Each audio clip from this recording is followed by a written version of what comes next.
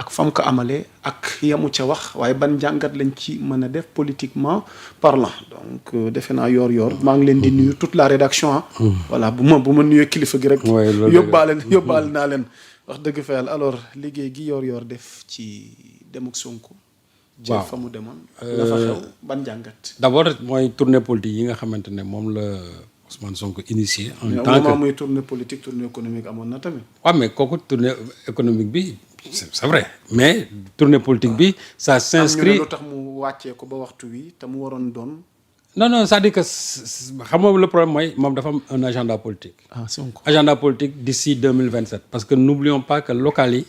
boo deful ndànk buy dem bay kii janvier lay nekk. donc dans moins d'un an. on sera aux élections locales. donc même su fekkee ne dañu qualifié de pré-campagne la.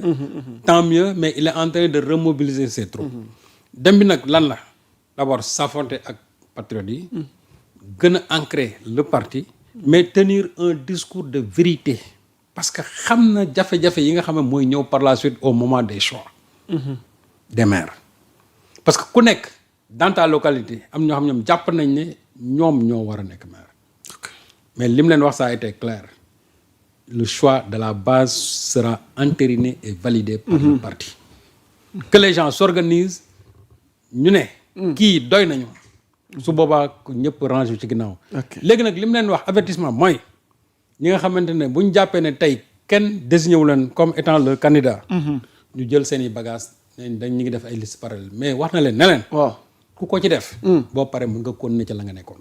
est-ce que tàmbaliwul sëñ Saliou. waaw mais ku ko ci def. nag demal rek parce que il ne sera pas toléré une fragmentation au sein du parti que man jëluñu ma. mer naa xaaral ma de sama liste parallèle su ma demee lu ma am lu ma amul su ma paree ma ne xam nga xaaral ma delluwaat non le Pastef ne fonctionne pas comme ça. Il y a une discipline il y a des règles quand même à respecter scrupuleusement. Sonko nag moom. loolu la leen doon fàttali. et je crois que le discours est très bien passé. soo ko defee nag léegi ku ci nekk. dina xam comment les choix doivent être opérés. choisir est très difficile parce que ces partis yu bëri très souvent loolu mooy tase ni ki mais quand tu as un discours boo xam ne qui prévient dès le départ à l'heure du choix peut-être que les difficultés vont s'amoindrir et je crois que Ousmane Sonko loolu la comprendre dem na il a remobilisé ses troupes xam na ne toujours le Pastef fa mu nekkoon ma nga fa sinon même plus que ça et en plus aussi est-ce que Pastef fa mu newoon sëñ Saliou ma nga fa ak événement yi jot a jàll ni non fa la nekk gis nañ quelques démissions. Oui, mais tu sais. ci xew-xew yi am surtout à l'université. Oui, mais man j'ai le profil d'un des kenn ko démissionné. mais profil boobu démissionné. waaw te mu nekk GPS. waaw bu Guinguinéo. waaw mais. non Kaolack. waaw mais Kaolack waaw. mais kooku. en 2022 quand le PASTEF avait proposé son candidat. bon il a préféré aller soutenir quelqu'un d'autre. Ah bon? Oui. Il a préféré aller soutenir quelqu'un d'autre bi ñu waxee ne kii mooy candidat Yewwi Askan Wi. moom dafa bañ dem soutenir keneen. donc kooku tey su fekkente ne nee na démissionné na. man jàpp naa ne kooku logique ba mu nekk woon 2022 ci lay continuer toujours. moo tax c'est des démissions quand même c'est-à-dire qu'ils ne feront pas grand bruit. ni ñu ñëwee noonu la ñuy demaat. et c'est de bonne guerre ça permettra toujours d'avoir une lecture claire au sein du parti parce que man jàpp naa ne tey ku ne da nga nekk patriote nga. lii xew. xanaa bala ngay démissionner kay da ngay bàyyi ba ñu situer ay responsabilités.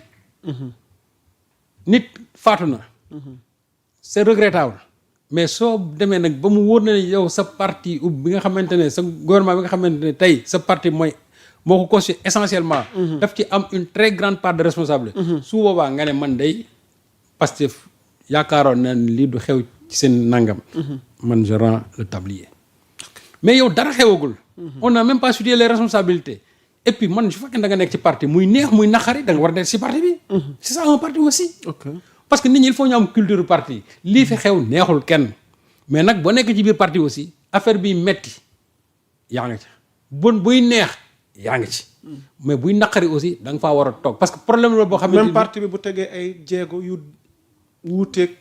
mais c'est-à-dire que parti bi ci boppam. ba léegi yàmb sax mi ngi ci mouvance bi mu nekkoon. ce qui s'est passé à l'université encore une fois c'est quelque chose de regrettable nit ñëpp dañ njortoon ne sous le régime de Pastef lii du fi xew mais xew na fi léegi comme nga xew na fi comment nee naa il faut gérer ce problème faire de sorte que bu subaa lii dootu fi amaat. man je crois que taxawaay bi patriote yi war a am mooy boobu taxawaay. doguma la de. dafa am xibaar guy corroborer li ngay wax. mi ngi tukkee ci sa jarbaat soxna May ñu ngi koy nuyu depuis France. communiqué waa GPS bu Ndofane. nee nañ la GPS Ndofane informe l'opinion qu'elle a pris connaissance via les réseaux sociaux. de la démission annoncée de cet ancien coordonnateur communal. Nous tenons à préciser que nous le reconnaissions déjà plus comme coordonnateur, et ce, même en l'absence d'une lettre de démission formelle. Il est important de rappeler qu'il est conseiller municipal sous la bannière de Wallu Sénégal, élu lors des élections municipales de 2022, pour corroborer vos propos. La GPS Ndofane invite la coordination communale ainsi que la GPS départementale à prendre toutes leurs responsabilités afin d'assurer la continuité du travail organisationnel et militant au sein du mouvement. Donc, ci tënk li nga wax maanaam moom lay confirmer communiqué waa GPS Ndofane bi soxna May ñu ngi lay nuyu donc kooku tey peut-être que bon la porte est ouverte pour aller vers la coalition kon moom jëloon na yoonu boppam. Oui, bien sûr. Donc nag peut-être si c'est un stratagème pour aller vers une autre coalition mais tant mieux pour les gens de Pastef au moins ça est-ce que c'est stratagème waaw su fekkee ne dafa bëgg a dem coalition Diomaye bi nga xam ba léegi ñoom ñi ngi wër di recruter parce que ça ne va pas m'étonner de bu subaa. c'est ça yow dafa mel da nga xaw ignorer cette coalition quoi. mais parce que yaa Moussa cette coalition j'ai comme l'impression yow mais yaa Moussa dafa dal sëñ Saliou. Cette coalition n'existe pas. Je vous assure que cette coalition yaa Moussa n'existe pas. Cette coalition n'existe pas. mais ça jéego yi muy xoolal buñ fi woote woon rassemblement national laa wax de. waaw présidé par le président Diomaye. waaw rek. te bu amul ay kii Ndiaga Ndiaye ak lu ne. mais nee naa la salle bi du am 300 personnes. xam naa li ma la wax. je t'assure gis nga on va vers des locales vraiment c'est une parenthèse on va vers des locales gis nga mbir mi man de j'aurais bien aimé ñu ne coalition Diomaye. day dem local. loolu de bëggoon naa ko trop parce que xam nga tax day leeral mbir mi. et ça va mettre fin à cette coalition là qui n'est pas une coalition en réalité. c'est un regroupement d'intérêt rek. ay nit a fa daje soxla dara et cetera nangam. Quand j'ai vu récemment cette histoire de billets de Macky là comme n'existe par-ci par-là moi je crois que loolu Diomaye sax waroon na ko bañ. Diomaye amul droit mais billet. waaw mais non mais le billet dans la discrétion. mais à quoi c'est-à-dire que bëgg a taxaw daal ne coalition Diomaye maye nañ tant de billets. loo ciy séntu ay dividende politique. Diomaye moo baax wala je ne sais pas Aminata moo baax loolu nga ciy séntu. et finalement le résultat attendu mooy que ça a heurté même les Sénégalais. bu fekkee da ngay may bi Makka may ko sutura. après sax bon nit ñi dinañ pourtant day Diomaye may na ay billets nangam nit ñi mën nañ ko wax mais nit ñi xam ne dans la discrétion la ko maye. mais fësal ñu naan may nañ ay 10 billets may ay nangam. et je crois que loolu aussi c'est des choses yoo xamante ni le président Diomaye moom ci boppam war na koy bañ. parce que ceux qui le font dañ koy desservir ils ne le servent pas. waaw moo tax boo déggee may wax cette coalition là man jàpp naa ne coalition yàlla xam na ne cette coalition n'existe pas.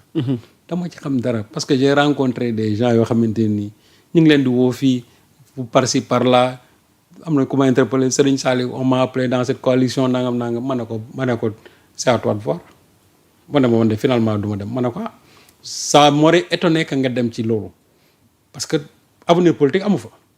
ok y a pas d'avenir politique là-bas. donc sooy nekk da ngay nekk foo xam ne nga fa am avenir politique.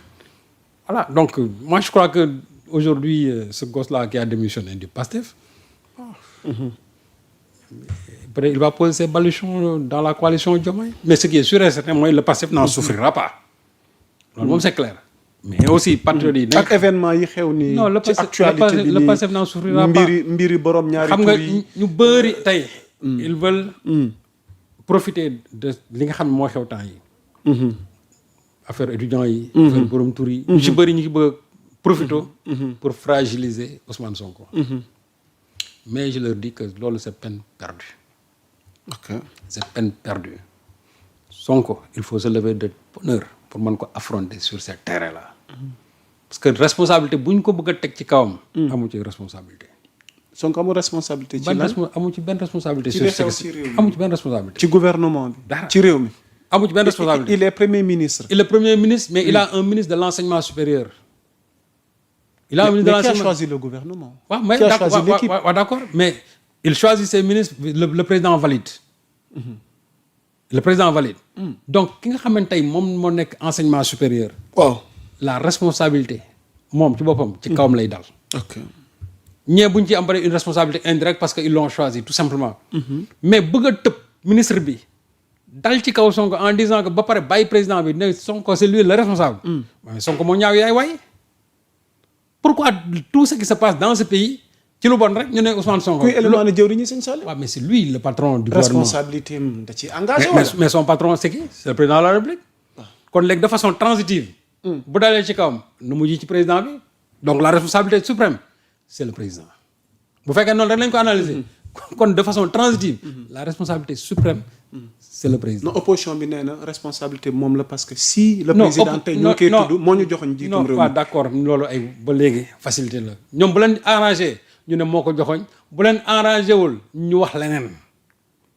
moo tax opposition bi man je les comprends très bien seen problème principal mooy li mu wax. mooy lan. mooy Sonko. au lieu de songer aujourd'hui à une stratégie. pour mën a xool nan la ñuy déboulonner Pastef nan la ñuy daanalee Pastef. ci élection locale yi di ñëw. mais déedéet il s'acharne toujours sur la personne or nee naa leen. mais Sonko moom fa mu nekk tey la fa gën a dëgër. c'est comme Sonko dans l'opposition Macky Sall moo ko mënul daaneel Sonko tey nekk au pouvoir vous pensez que ce sont les cris d'orfraie des gens de l'opposition moom moo koy ébranler. ah non quand même il faut que les gens soient sérieux ñoom tamit man j'ai l'impression que ñun suñu opposants yi amuñu lecture politique. parce que koo xamante ni yow bi mu nekkee dans l'opposition amul coono bu ñu dayoo tey mu fexe ba résister ba egsi fii. tey mu nekk à la tête du gouvernement. jiite limaan jawriñ yi. yéen ngeen bëgg a kon ne da ngeen acharné wu toujours ci moom. pensant que loolu mën na ko ébranler. oui ils sont en train de perdre du temps man vraiment. suñu opposition bi dama leen yërëm parce que xam nga tax amuñu programme politique amuñu vision amuñu stratégie. kon opposition bi mboolem ñi fi nekk Serigne Saliou Gueye kenn doyu la ci. personne. amul kenn ku la ci doy. gisuma ci face. ma ne tey xool. waaw gisuma ci kenn koo xam ne ni teg na benn jéego boo xamante ni. man jàpp naa ne loolu war na mën a jaaxal politiquement Sonko. kon xel mën na dal ci li ne ci kanamu Sonko. ci échéance yi ñu jëm. jëlal tey ki ci gën a ancien Khalifa Sall. waaw léegi loo wax ci moom. Khalifa Sall fan yii mi ngi kii waat groupe mi de. mi ngi mais Khalifa Sall déjà moom parti am tas moom mouvement am tas na il n'a même pas de parti moom mouvement la yoroon xar na Barthélémy Dias jël na ko Khalifa Sall aujourd'hui